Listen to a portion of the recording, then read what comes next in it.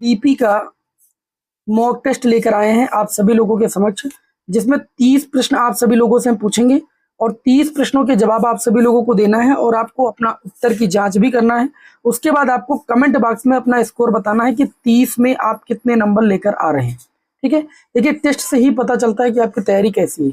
जैसे यहाँ पर हम पहले प्रश्न की बात करें, पहला प्रश्न मैंने आप सभी लोगों के समक्ष लिया है और मैंने बहुत ही महत्वपूर्ण टॉपिकों पर आधारित जो है यहाँ पर पीवाईक्यू और एमसीक्यू प्रश्नों को सिलेक्ट किया है। जैसे यहाँ पर पहला प्रश्न है कि बाल विकास एक प्रक्रिया है। सभी लोगों ने पढ़ा है कि बाल विकास एक प्रक्रिया कैसी है भाई, केवल जन्म से किशोरावस्था तक, केवल बचपन तक, जीवन पर्यंत और केवल विद्यालय जीवन तक। तो आप सभी लोगों को इसका जवाब देना है कि बाल विकास एक प्रक्रिया है। उम्मीद करता हूं कि आप सभी लोगों ने अपना उत्तर दे दिया होगा। बाल विकास कैसी प्रक्रिया है? जीवन पर्यंत चलने वाली प्रक्रिया है। बाल विकास जीवन पर्यंत चलने वाली प्रक्रिया है। इसके बाद आगे बात करें अगले क्वेश्चन की, तो अगला क्वेश्चन है दूसरा, संज्ञानात्मक विकास का सिद्धांत किसने दिया? मोस्ट इंपोर्टेंट क्वेश्चन है, कई बार आपके एग्जाम में आ भी चुका है कि संज्ञानात्मक विकास का सिद्धांत किसने दिया, और मैं उम्मीद करता हूं कि इसका जवाब आप सभी लोगों ने एकदम सही दिया होगा, स्किनर। ठीक है, पहला ऑप्शन है आपके पास स्किनर, दूसरा थर्नडाइक, तीसरा पियाजे और कोहलबर्ग। तो इस क्वेश्चन का जो राइट आंसर होगा वो आपका होगा पियाजे। संज्ञानात्मक विकास का सिद्धांत पियाजे ने दे दिया था। आगे बात करें, यहां पर अगला जो प्रश्न है, पियाजे के अनुसार विकास की प्रथम अवस्था है। पियाजे ने देखिए 4 अवस्थाओं के बारे में बताया था और चारों अवस्थाएं आपके सामने लिखी, जिसमें से प्रथम अवस्था कौन सी है आपको बताना है। जल्दी से आंसर अपना चुन लीजिए। मैं उम्मीद करता हूं कि आप लोगों ने चुन लिया होगा। आसान सा प्रश्न है। पियाजे के अनुसार विकास की जो प्रथम अवस्था है वो आपकी है संवेदी गामक। कौन सी अवस्था है भाई? प्रथम अवस्था संवेदी गामक है। ठीक, उसके बाद आगे बात करते हैं अगले क्वेश्चन की ओर। तो अगला जो क्वेश्चन है, वस्तु स्थायित्व का विकास किस अवस्था में होता है? ठीक है, जो पियाजे सामने 4 अवस्थाओं के बारे में बताया है, इसमें ये प्रश्न पूछा जा रहा है कि इसमें इन अवस्थाओं में वस्तु स्थायित्व का विकास किस अवस्था में होता है। पहला ऑप्शन आपके सामने है संवेदी गामक, दूसरा ऑप्शन आपके पास है पूर्व संक्रियात्मक, मूर्त संक्रियात्मक, औपचारिक संक्रियात्मक। चलिए भाई सही जवाब दीजिए आप सभी लोग। वस्तु स्थायित्व का जो विकास है वो आपका संवेदी गामक अवस्था में होता है। तो इस क्वेश्चन का राइट आंसर हो जाएगा आपका ऑप्शन नंबर ए। आगे बात करते हैं, पांचवा प्रश्न है, अमूर्त चिंतन की क्षमता किस अवस्था में विकसित होती है? अमूर्त चिंतन की जो क्षमता है वो किस अवस्था में विकसित होती है? और यहाँ पर भी पियाजे की 4 अवस्थाएं ही आपको दी गई हैं और आपसे पूछा गया है कि जो अमूर्त चिंतन की क्षमता है वो किस अवस्था में विकसित होती है? संवेदी गामक, पूर्व संक्रियात्मक, बताइए भाई। तो इस क्वेश्चन का जो राइट आंसर होगा वो आपका होगा, अमूर्त चिंतन की बात हो रही है तो अमूर्त चिंतन जो होता है वो आपका होता है औपचारिक संक्रियात्मक अवस्था में। इसमें भाई औपचारिक संक्रियात्मक अवस्था में। ठीक है, चलिए भाई आगे बात करते हैं।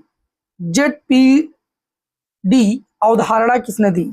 भाई पहला ऑप्शन है पियाजे, वाइगोत्स्की, ब्रूनर और गिलफोर्ड। सही जवाब क्या है भाई, जल्दी से बताइए। हाँ, इस क्वेश्चन का जो सही जवाब है वो आपका है वाइगोत्स्की। ठीक है, ZPD की जो अवधारणा है वो वाइगोत्स्की ने दी है। अगले क्वेश्चन की ओर बढ़ते हैं।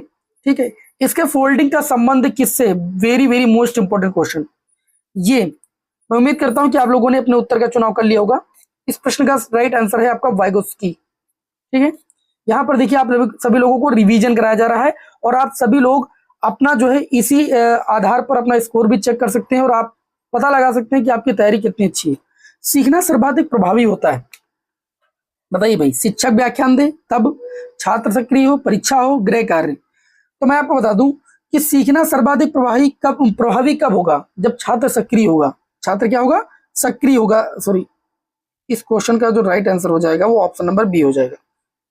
अगले क्वेश्चन की ओर बढ़ते हैं। नैतिक विकास का सिद्धांत किसने दिया? पियाजे, स्किनर, कोहलबर्ग, ब्रूनर। नैतिक विकास का सिद्धांत बताइए आप सभी लोग जल्दी से।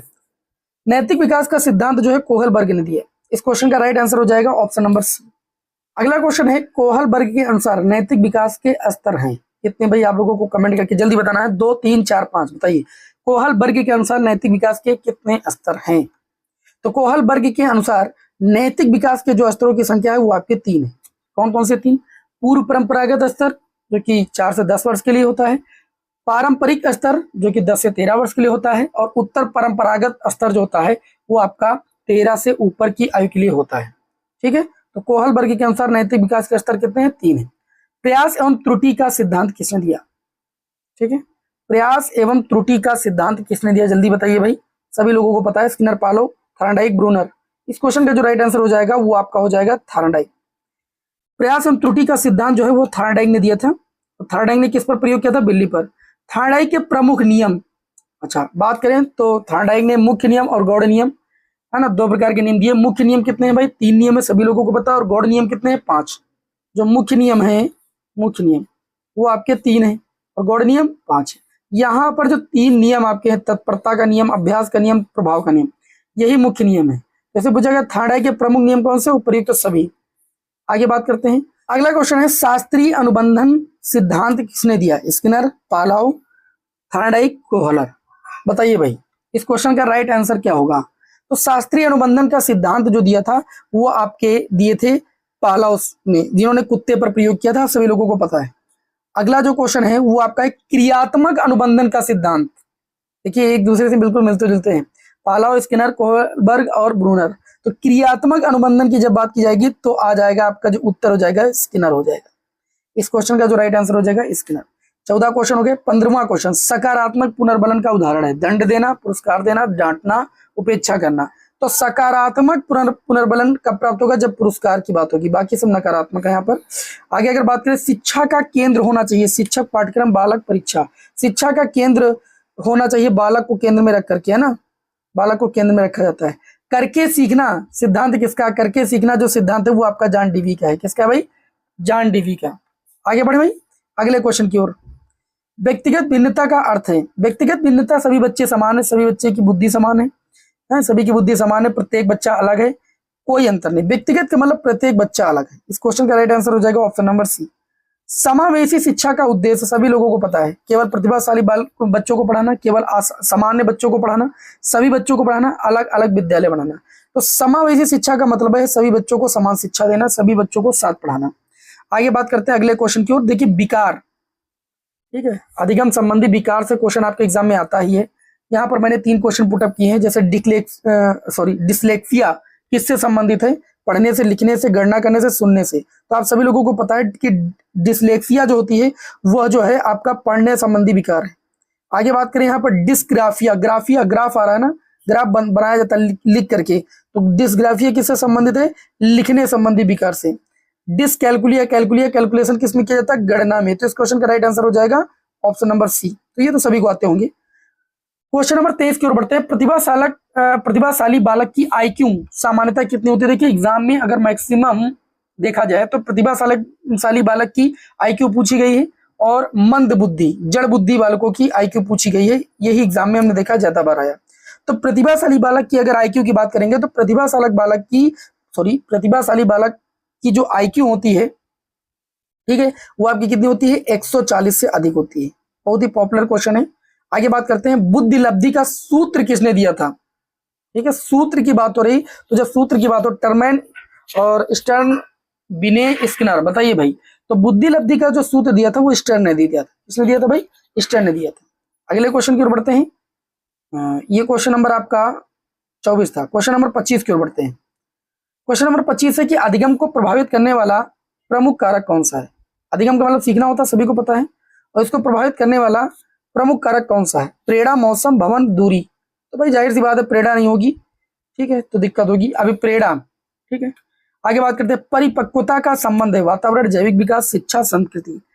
परिपक्वता मतलब मेच्योरिटी किससे संबंधित है? तो आप कहेंगे जैविक विकास से। किससे संबंधित है? जैविक विकास से। 26 क्वेश्चन हो गए आपके। वंशानुक्रम से प्राप्त होते हैं जन्मजात गुण और विद्यालयीन अनुभव, सामाजिक अनुभव, अधिगम। बताइए वंशानुक्रम से क्या प्राप्त होता है? भाई वंशानुक्रम से हमेशा जन्मजात गुण प्राप्त होते हैं। क्या प्राप्त होते हैं? जन्मजात गुण। अगले क्वेश्चन की ओर बढ़ते हैं। निर्माणवाद के प्रमुख समर्थक कौन कौन है भाई? पियाजे और वाइगोत्स्की, स्किनर और पावलोव, थॉर्नडाइक और कोहलर, बिने और टर्मन। ये तो देखिए बुद्धि के अंतर्गत आ जाता है, ठीक है। यहां पर अगर हम बात करें तो पियाजे और वाइगोत्स्की, इस क्वेश्चन का जो राइट आंसर हो जाएगा पियाजे और वाइगोत्स्की निर्माणवाद के प्रमुख समर्थक हैं। लास्ट में एनसीएफ से क्वेश्चन आता ही आता है। एनसीएफ 2005 किस पर बल देता है? रटने पर, परीक्षा पर, समझकर सीखने पर और दंड पर, ठीक है, तो इस क्वेश्चन का राइट आंसर हो जाएगा समझकर सीखने पर। ये क्वेश्चन भी अगर आप लोगों से गलत हो जाए तो बेकार है। शिक्षक की भूमिका होनी चाहिए, शिक्षक की भूमिका कैसी होनी चाहिए? नियंत्रक की, दंडदाता की, मार्गदर्शक की और निरीक्षक की।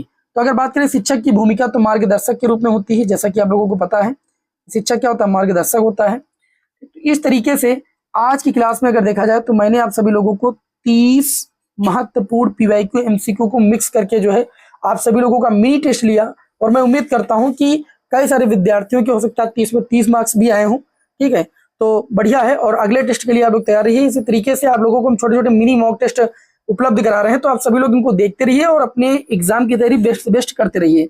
चैनल पर है तो सब्सक्राइब जरूर कर लीजिए। मिलते हैं नेक्स्ट वीडियो में। जय हिंद, वंदे मातरम।